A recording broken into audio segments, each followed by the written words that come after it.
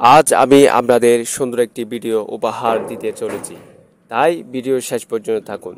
আজকের ভিডিও শিরোনাম হলো কেন ঘুমাও আল্লাহর সান্নিধ্য। প্রিয় বন্ধুরা, আসসালামু আলাইকুম। আমরা সবাই জানি জীবনের এই সংক্ষিপ্ত সময়ে কেন আমাদের সচেতন থাকতে হবে।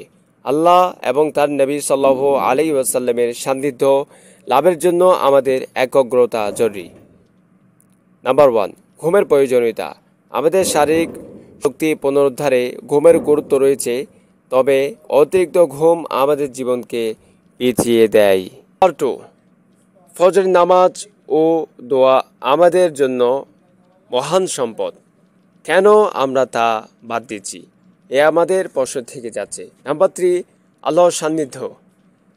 আমাদের জীবনকে আলোকিত করতে আল্লাহর সান্নিধ্য লাভ করা অত্যন্ত জরুরি।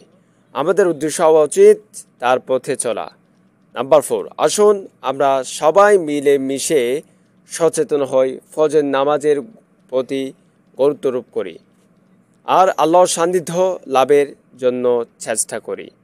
আমাদের কাজ হলো সঠিক পথে চলা এবং আল্লাহর প্রতি নিবেদিত থাকা। ঘুমিয়ে থাকলে আমরা যেহেতু সেই সুযোগগুলো হারাচ্ছি, আসুন আমরা আমাদের দৃষ্টিভঙ্গি বদলাই।